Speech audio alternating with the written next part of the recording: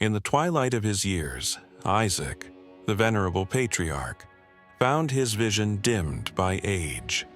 His eyes, once keen, now perceived only shadows, a metaphor perhaps for the approaching end of his earthly journey. Yet his spirit remained resolute in its purpose. He summoned Esau, his firstborn son, the hunter, the man of the field. Esau, robust and hairy, was the son Isaac favored, a preference rooted in the taste of wild game. The weight of tradition and paternal affection guided Isaac's heart. Isaac spoke with solemnity, instructing Esau to take his quiver and bow to venture into the wilderness. He desired a final, cherished meal, a savory dish prepared from the bounty of the hunt, such as his soul loved. This was no mere request for sustenance. It was a sacred prelude, a ritual preceding the most profound act a father could bestow.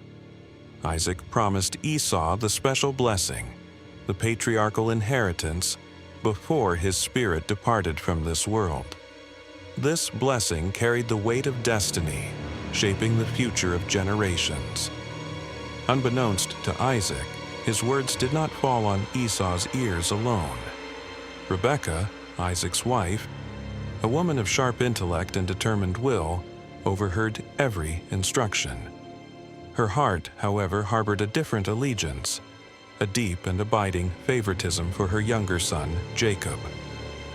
From the moment of their birth, when the younger grasped the heel of the elder, Rebekah had sensed a distinct destiny for Jacob.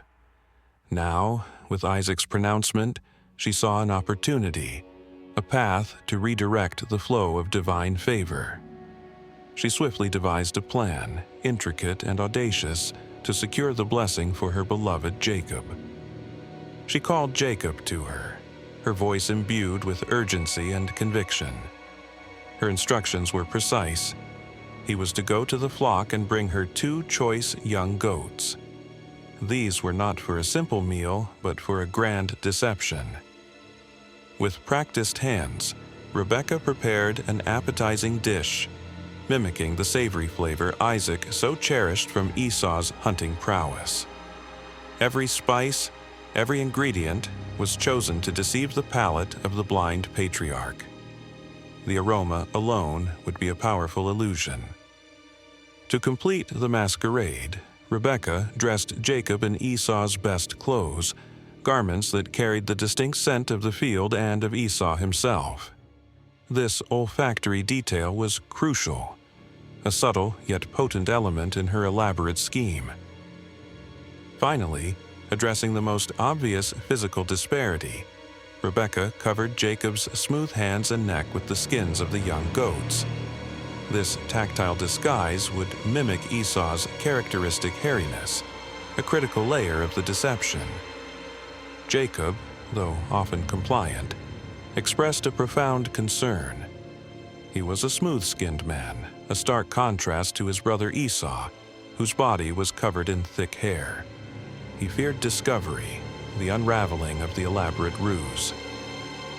His apprehension was not merely about being found out. It was about the dire consequences. He articulated his fear of receiving a curse instead of a blessing, a reversal of fortune that would seal his fate in ignominy. The stakes were immeasurably high. Rebekah, however, remained unwavering in her resolve. She reassured Jacob, her voice firm and unwavering. She declared that any potential curse, any divine retribution, would fall upon her own head. Her determination overshadowed Jacob's fear, compelling him forward. Thus emboldened, Jacob approached his father, bearing the prepared meal. With a voice carefully modulated, he presented himself, claiming to be Esau, his elder brother.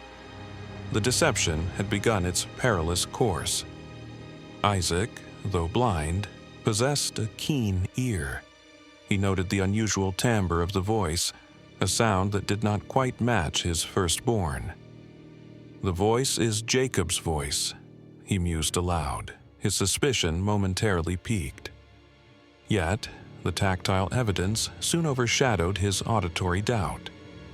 Isaac reached out, feeling the goat skins on Jacob's hands. The rough, hairy texture convinced him, overriding the lingering question about the voice.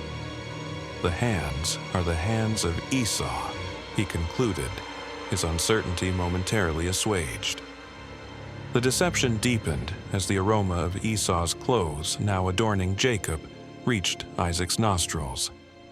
This familiar scent, combined with the tactile sensation, further cemented the illusion in the patriarch's mind. The senses conspired against truth. Still, a final confirmation was sought. Isaac asked directly, "Are you really my son Esau?" Jacob, with a heavy heart and a deceitful tongue, falsely affirmed, "I am." The lie was complete, the path to the blessing irrevocably altered. Isaac, now fully convinced by the confluence of sensory deceptions, partook of the savory meal. He ate the dish prepared by Rebekah and drank the wine Jacob offered. The ritual was proceeding, albeit under a veil of profound falsehood. With the meal concluded, Isaac called Jacob closer. He embraced him, and in that intimate moment he bestowed the blessing intended for Esau. The words, once spoken, carried an irreversible power, a divine decree. The blessing granted Jacob prosperity, promising him the dew of the heavens and the fatness of the earth. It spoke of an abundance of grain and new wine, symbols of earthly provision and flourishing. His lineage would be fruitful and well supplied. More significantly, the blessing granted Jacob dominion. He would be lord over his brothers, and nations would bow down to him. This was a pronouncement of leadership, of a position of authority within the family and beyond. The blessing also included divine favor and protection. It declared that cursed would be those who cursed Jacob, and blessed would be those who blessed him. This was a covenant of divine endorsement, securing his future against adversaries. No sooner had Jacob departed from his father's presence than Esau returned from his hunt. He, too, had fulfilled his father's request, bringing in fresh game from the field. The air of normalcy belied the profound shift that had just occurred. Esau prepared his own savory meal, unaware of the treachery that had transpired. He presented it to Isaac, eager to receive the promised blessing, the birthright that was rightfully his. His heart was full of expectation. Then the truth, stark and brutal, crashed upon Isaac. He realized he had been grievously deceived, that the sacred blessing had been stolen. A great and exceedingly bitter cry erupted from Esau, a sound of utter devastation. Esau was shattered, his world crumbling around him. He had been tricked, not once but twice, first of his birthright and now of his blessing. The pain of betrayal and loss was immeasurable, a wound that would fester. In his anguish, Esau pleaded with his father, "Have you but one blessing, my father? Bless me, even me also, O my father."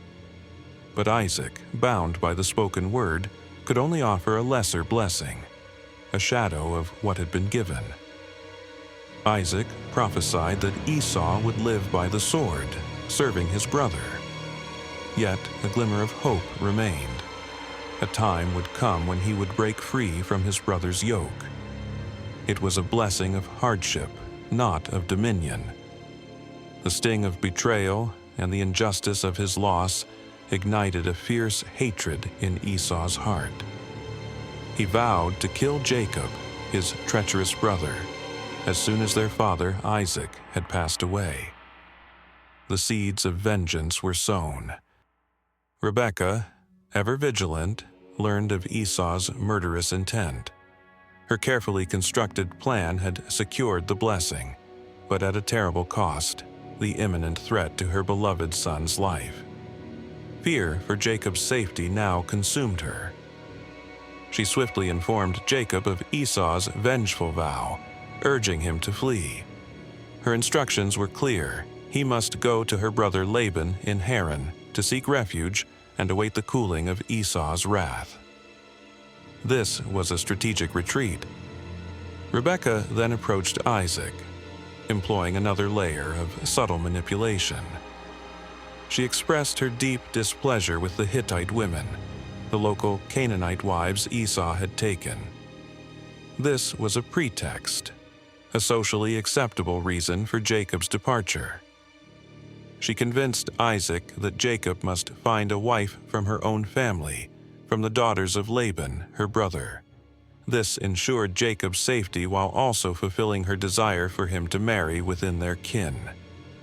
The stage was thus set for Jacob's long journey. This journey would lead Jacob to Haran, to his uncle Laban, and to a new chapter of trials and transformations.